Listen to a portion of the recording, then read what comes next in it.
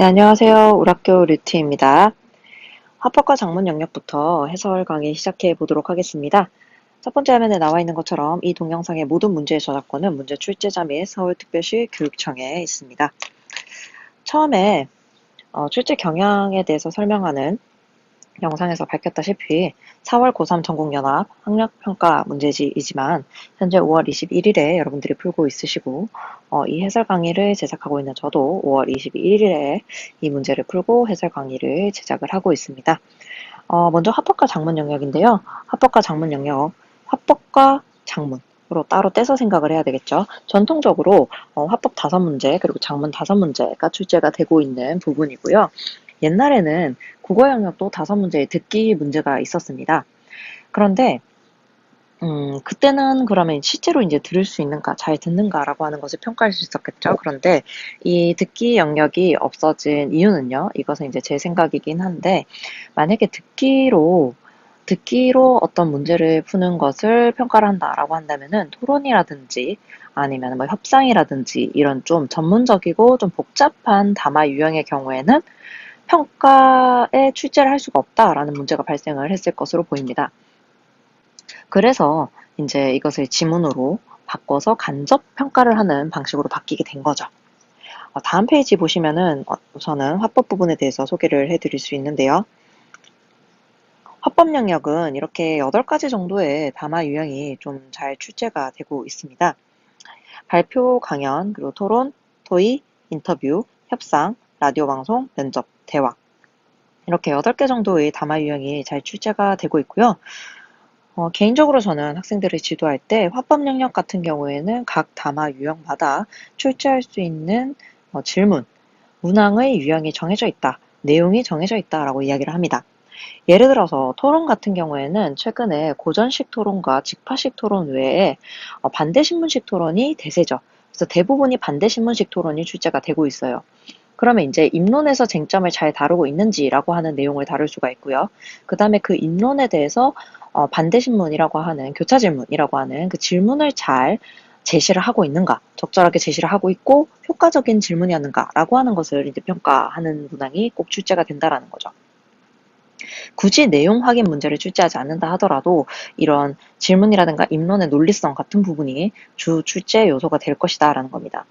면접 같은 경우에는 말하는 사람이 2명입니다. 말하는 사람이 2명이기 때문에 질문자는 어떤 의도로 질문을 했느냐를 묻게 되고요. 그 다음에 대답을 하는 답변자는 그 질문의 의도를 파악해서 적절하게 답변을 했느냐라고 하는 것을 이제 출제를 하게 됩니다. 그러니까 질문이 핵심 요소가 된다는 거죠. 질문과 적절한 답변, 질문자의 의도 이런 것들이 이제 핵심 요소가 된다라는 겁니다. 협상 같은 경우에는 어디까지 양보할 것이며 어디는 양보해서는 안 되는지 그런 부분들을 이제 출제를 하게 되어 있습니다. 그러니까 지금 제가 간략하게 언급을 해드린 것만 보셔도 담화 유형에 따라서 상당히 문제의 유형이 또는 내용이 달라진다라는 것을 아실 수가 있죠. 그래서 지금 고3 여러분들이 하셔야 될 일은 뭐냐면 만약에 본인이 화법 부분이 시간이 많이 걸린다라고 한다면은 EBS에서 이 담화 유형에 대해서 간략하게 요약을 해놓은 부분들이 수능 특강에 분명히 실려 있을 겁니다. 그 부분을 꼼꼼하게 살펴보시면서 출제가 어떤 내용이 될 것인가 라고 하는 것을 파악을 해 놓아야 된다라는 게 되죠.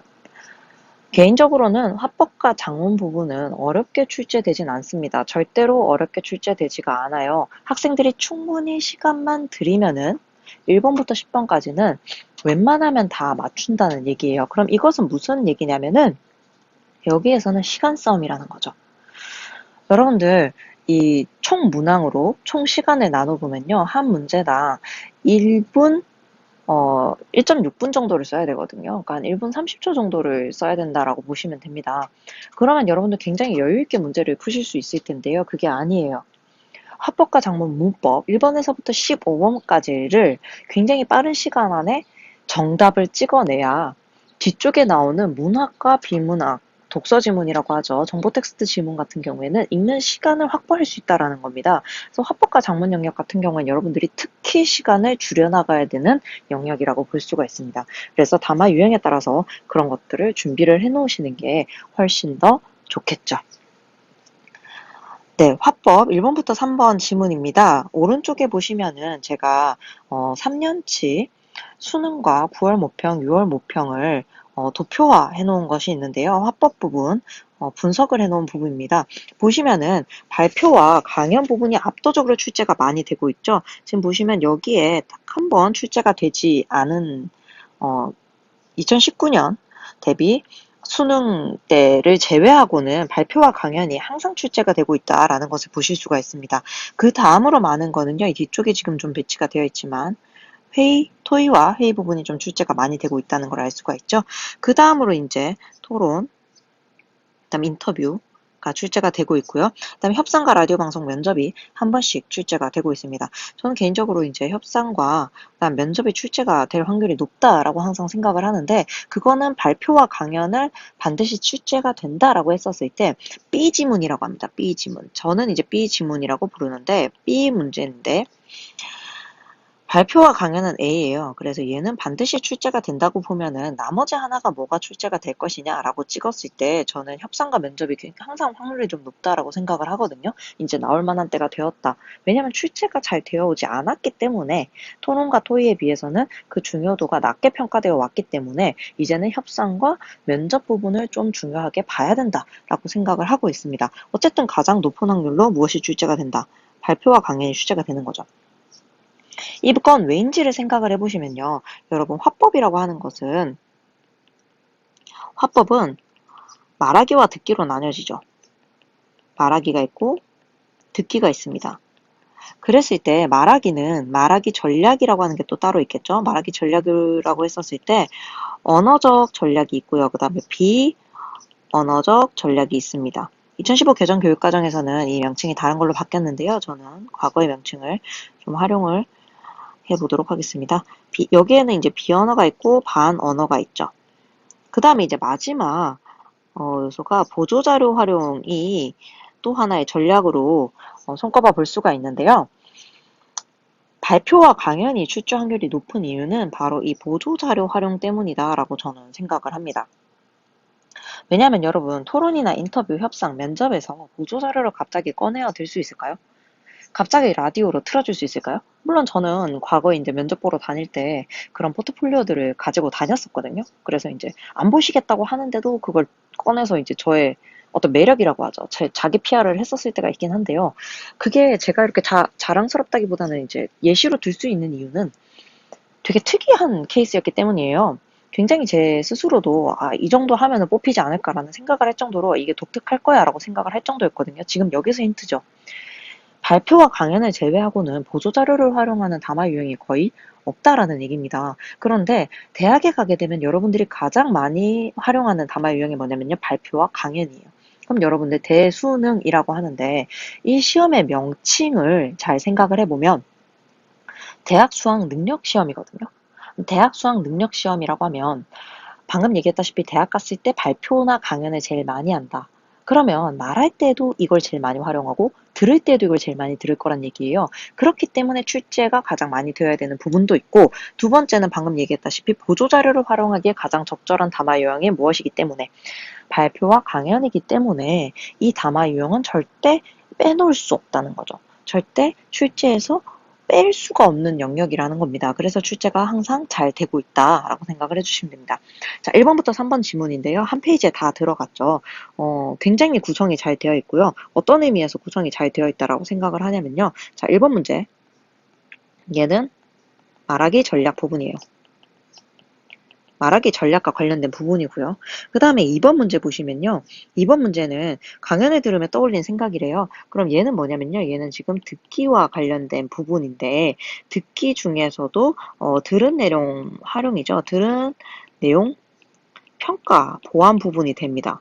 이렇게 생각을 해주시면 되고요. 그 다음에 3번은 다음은 강연 내용을 확인하기 위한 학습지의 일부다. 이 강연을 들은 학생들이 보인 반응으로 적절하지 않은 것은 나와 있는데 마치 이 강연을 들은 학생들에 대한 문제처럼 보이지만 이 문제의 핵심은 뭐냐면요. 강연 내용인 거예요. 그러니까 말하기 전략, 그 다음에 듣기 전략, 그리고 내용 확인 이런 식으로 문제가 출제가 됐다는 거죠. 심지어 여기에 뭐가 나오냐면은 이제 활용형의 문제가 나온 거죠. 그래서 이 문제가 3점인 이유는 활용형의 문제이기 때문이다 라고 생각할 수가 있습니다. 그러면 지금부터 저랑 뭐를 보실 거냐면요. 지문을 꼼꼼히 같이 읽을 겁니다. 지문을 꼼꼼히 같이 읽으면서 문제가 어떻게 출제될 것이었는지, 될 것으로 예상했어야 됐는지라고 하는 것을 여러분들과 같이 볼 거예요. 그렇기 때문에 여러분들 지금 시험지 펼치고 있으시다면요. 거기에 같이 메모를 하시면서 보시면 좋을 것 같고, 본인이 만약에 메모를 하면서 문제를 푸는 타입이다, 유형이다라고 하신다면은 본인의 메모가 효과적으로 잘 되어 있는지를 저와 비교를 해보시기 바랍니다. 지금 만약에 유튜브로 보고 있는 학생이라면요. 제 블로그에 들어오시면은 제가 메모한 시험지 그대로 스캔 떠서 올려놓을 겁니다. 그러면은 제가 메모한 것들과 여러분들의 시험지를 대조를 해보시면요. 효과적인 메모, 문제 풀기에 꼭 이 부분은 메모를 했어야 됐다라고 하는 메모가 올라가 있을 거예요. 그것과 대조를 해보시면 앞으로 공부하는 데 도움이 되지 않을까 싶습니다. 다음 화면 보도록 하겠습니다. 자, 안녕하세요. 강연을 맡은 약사 땡땡땡입니다. 자, 여러분 약사라고 얘기를 하고 있죠. 이 부분은 반드시 출제가 된다라고 보시면 돼요. 왜냐면요. 이게 뭐냐면 공신력이라고 하는 겁니다. 교육과정에서는 공신력이라고 이야기를 하고 있고요. 공신력이라고 하는 것은 무엇과 연결이 되냐면 강연자 또는 화자죠. 의 전문성과 관련이 된다라고 이야기를 해요. 화자의 전문성과 관련이 된다라고 교육과정에 나와 있습니다. 그래서 공신력 부분도 이제 출제가 될 때가 되었습니다. 그래서 약사라고 하는 부분을 언급을 했죠. 그 다음에 자신의 직업을 언급했다라는 겁니다. 저는 이제 학생들한테 이 발표 지문이나 다른 아마 지문도 가르칠 때 무슨 얘기를 하냐면요. 여러분들한테 일반적으로 발표나 토론을 시켰을 때 안 할 것 같은 일을 하고 있는 부분이 나오면 반드시 메모를 하세요. 이렇게 얘기를 하거든요. 이게 농담이 아니고 학생들한테 실제로 발표를 시켜보면요. 그렇게 효과적인 말하기 전략을 잘 활용하지 못해요. 그런데 수학 능력 시험에 나와 있는 발표를 하는 화자들을 보면은 굉장히 발표를 잘 하거든요. 이거는 무슨 의도가 있냐면요. 출제자들 또는 이 시험 자체를 만들어낸 사람들이 이런 모범적인 발표자로 컸으면 좋겠다라고 하는 일종의 바람이 담겨 있다라고 저는 생각을 합니다. 그래서 여러분들이 이 부분에 대해서는 좀 체크를 해 두셔야 된다라고 생각을 합니다. 자, 땡땡땡입니다. 저는 오늘 약에 대해 설명하려고 하는데요. 네, 오늘의 소재, 발표 소재예요. 소재는 약입니다. 약사니까 약에 대해서 설명을 하겠죠. 혹시 여러분이 아플 때 먹었던 약은 주로 어떤 형태였나요? 라고 묻고 있죠. 이 부분은 이제 뭐라고 적으셔야 되냐면 질문 활용이라고 쓰셔야 돼요. 질문을 활용하고 있느냐 아니냐는 문제 출제의 포인트입니다. 그래서 질문 활용을 반드시 표시하셔야 되고요. 그 다음에 어느 부분이 출제가 100%될 거냐면요. 혹시 여러분이 아플 때라고 하는 부분이 출제가 100%가 된다라고 보시면 됩니다. 왜 100%가 되냐면요. 이 부분에서 출제할 수 있는 부분은 청중의 경험을 활용했다라는 거죠. 청중의 경험을 떠올릴 수 있게 했다라는 부분이 출제가 될 거다라고 생각을 하셔야 됩니다. 자, 대답을 듣고 라고 나와 있는데요. 자, 여러분 괄호가 나왔죠. 지금 괄호가 어디 나와 있냐면요. 여기 지금 대답을 듣고 부분 괄호 나와 있고요. 대답을 듣고 부분 괄호 나와 있고 그 다음에 화면에 사진을 보여주며 부분 괄호가 나와 있죠. 자, 이 지문 전체를 보셨을 때 괄호가 이 두 개밖에 안 나와 있거든요. 여러분들 발표 지문이든 토론 지문이든 화법 지문을 보실 때 괄호가 나오면은 반드시 그 괄호 부분은 체크를 해 두시고 어떤 목적을 가지고 이 괄호가 되어 있는가라고 하는 것을 보셔야 됩니다. 대화를 듣고 같은 경우에는 저라면 어떻게 메모를 할 거냐면요. 상호작용이죠.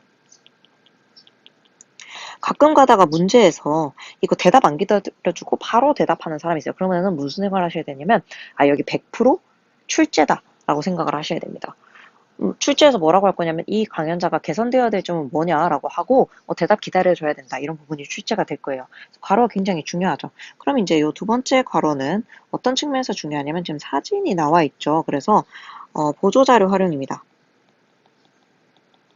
저는 학생들한테 보조자료 활용이라고 쓴 다음에 이게 무슨 감각인지까지 쓰라고 이야기를 해요. 그래서 문제 출제를 할 때 선택지가 어떻게 구성이 될지 모르기 때문에 여기까지는 써주셔야 됩니다.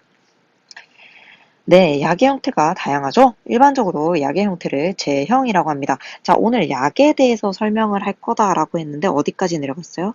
약의 형태까지 내려갔죠. 그래서 그것을 뭐라고 한다? 제형이라고 한다라고 나와 있어요. 여기에서 여러분들이 메모하셔야 되는 것은 정의입니다. 정의는 항상 출제 확률이 높다라고 보시면 돼요. 되셨죠? 그래서 정의가 어떻게 표현하는 방식인지도 저는 수업할 때 학생들한테 설명을 해주는 편인데 여러분들은 정의는 어떻게 표현하는 방식을 정의라고 한다라고 하는 거 반드시 찾아서 알아두시기 바랍니다.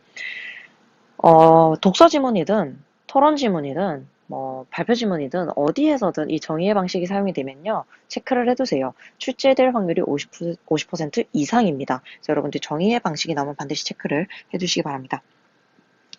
이렇게 약을 다양한 제형으로 만드는 것은 각각의 제형에 따라 특성이 다르기 때문입니다. 라고 나와 있죠. 자, 그럼 이렇게 생각을 하셔야 돼요.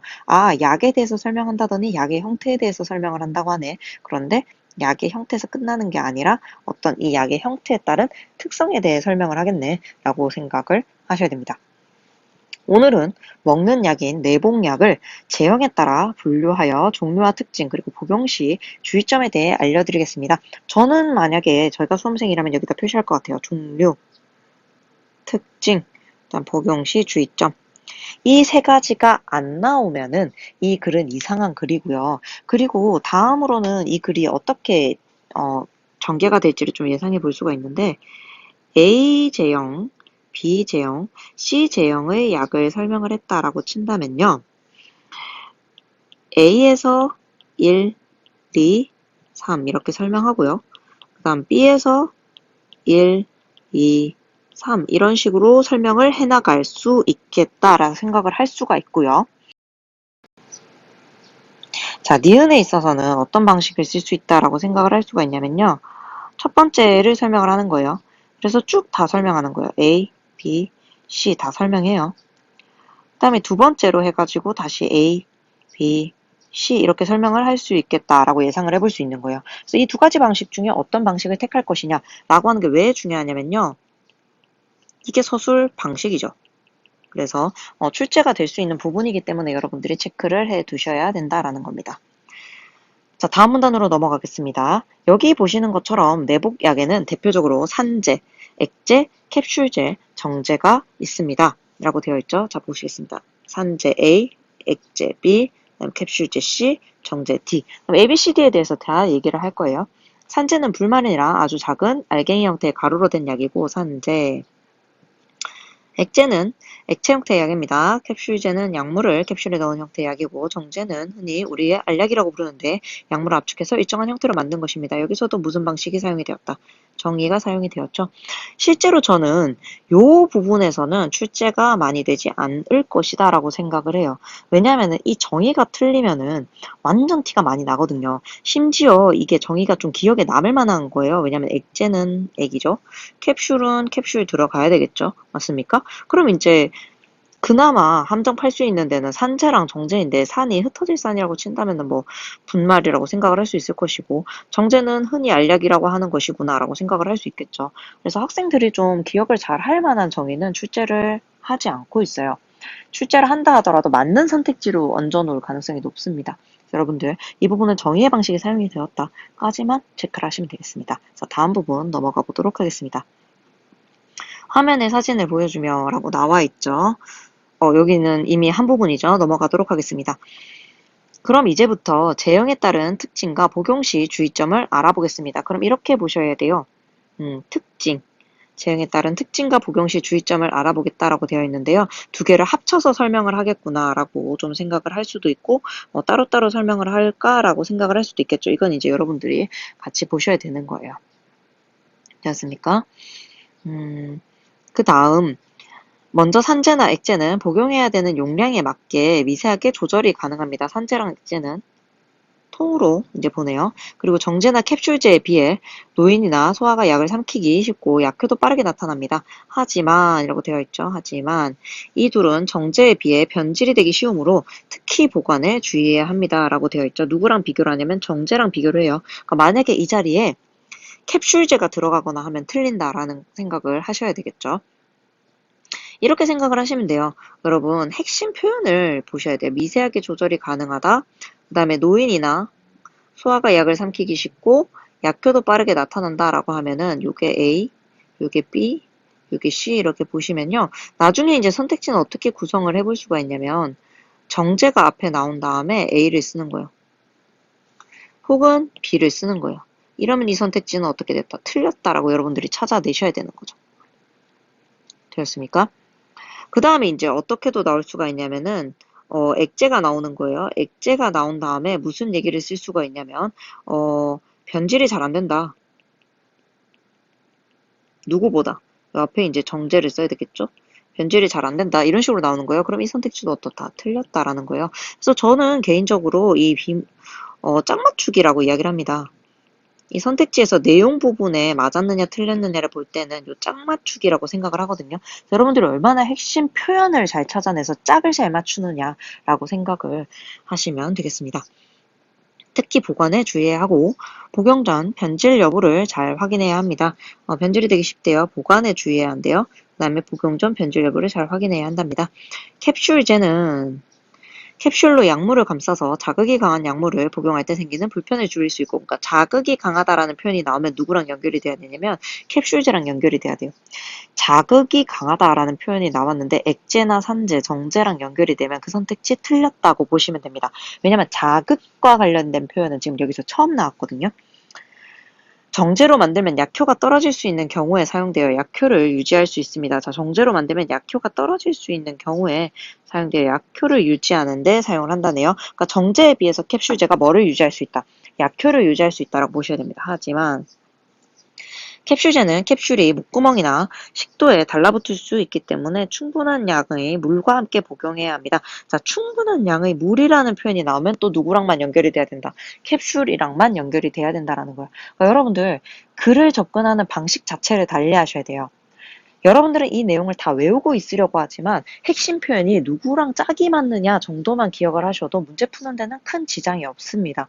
여러분들이 글을 접근하는 방식 자체를 달리 하셔야 된다라는 겁니다.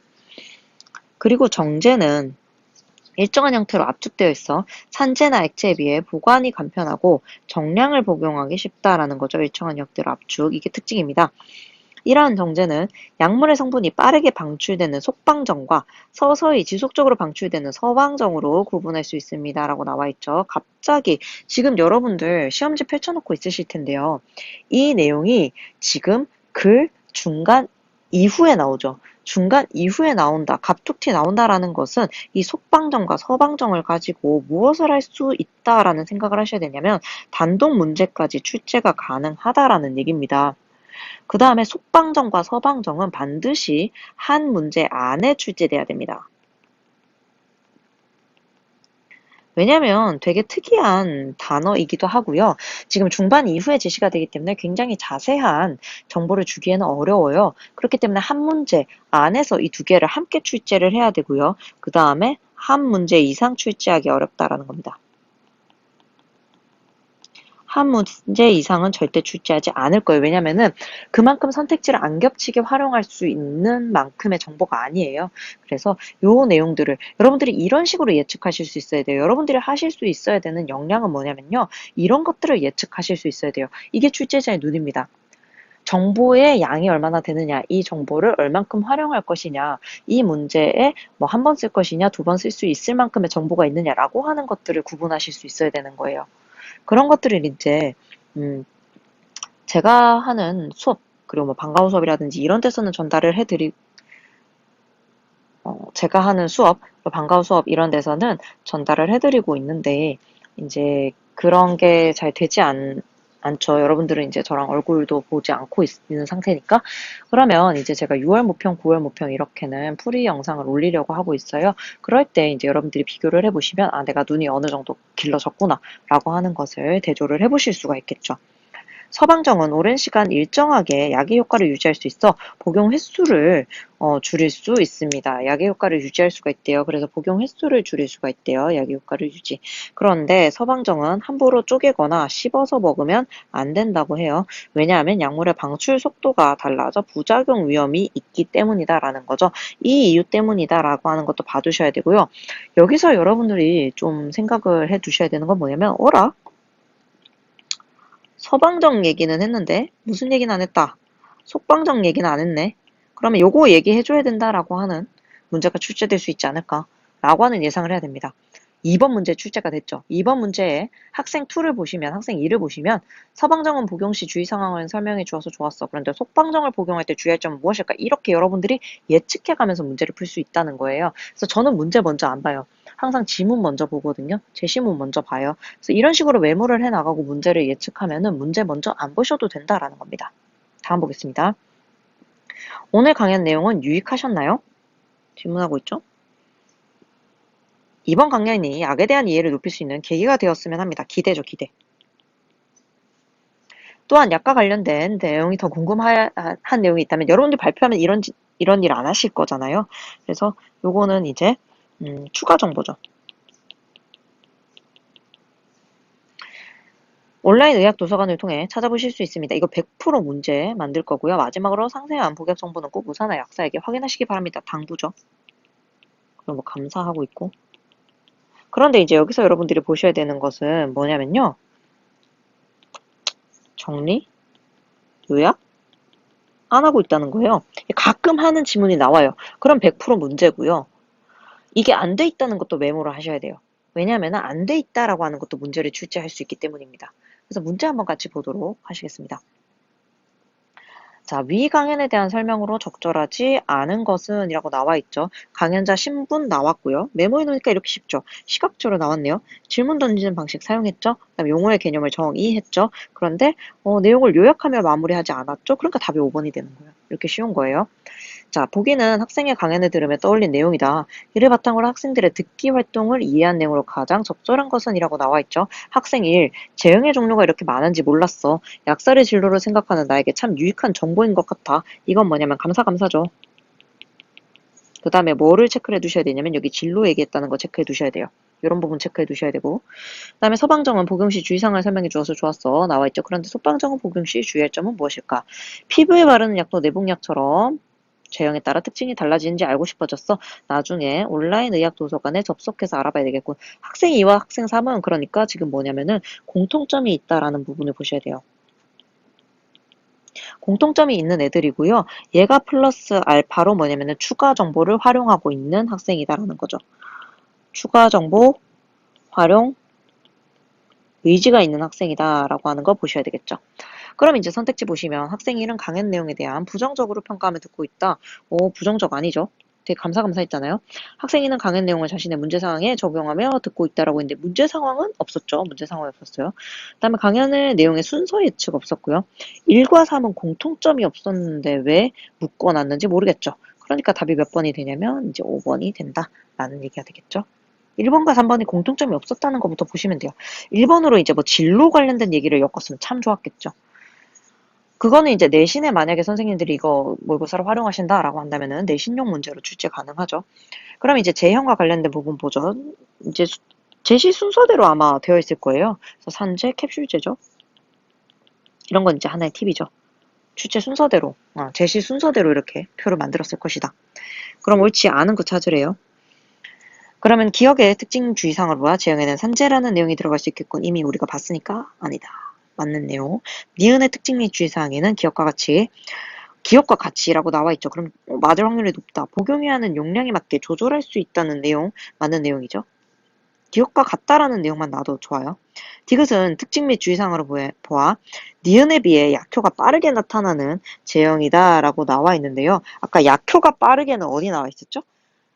산재나 액제가 정제나 캡슐제에 비해 약효가 빠르게 나타난다라는 내용이 나왔었죠. 그러니까 답은 몇 번? 3번입니다.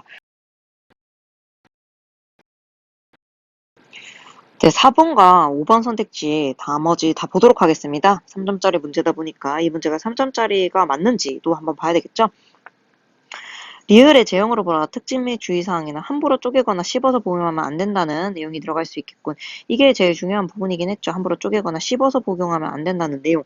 어디에 나와 있냐면 밑에서 두 번째 문단에 나와 있죠. 특히 여기에 뭐라고 나와 있냐면 서방정이라고 나와 있기 때문에 이런 선택지가 나올 것이다 라는 생각을 했어야 됩니다. 다음 리을의 특징 및 주의사항에는 약의 효과를 오랜 시간 일정하게 유지할 수 있어 복용 횟수를 줄일 수 있다는 내용 이런 것들이 나와 있죠. 그래서 자 보시면은 본문에 중요하다라고 표시해놨던 내용이 지금 거의 다 문제화되고 있다라고 하는 것을 보실 수가 있죠. 그래서 여러분들이 제가 보기에는 문제를 먼저 접근해야 되느냐 아니면은 제시문 먼저 고민을 하시는데요. 저는 문제 먼저 볼 필요 없다고 생각을 해요. 왜냐하면 문제 내용을 외워가지고 제시문을 읽을 수 있다라고 학생들이 생각을 하는데 그건 불가능하다라고 저는 생각을 합니다. 그래서 제시문을 뭐를 하면서 꼼꼼히 읽으면 되냐면요. 메모를 하면서 꼼꼼히 읽고 이 메모가 뭐랑 일치가 되면은 좋냐면요. 출제 방향과 일치를 하게 되면은 문제가 그냥 술술 풀린다라는 거예요. 이걸 이제 저는 함정 포인트 잡기라고 이야기를 하는데요.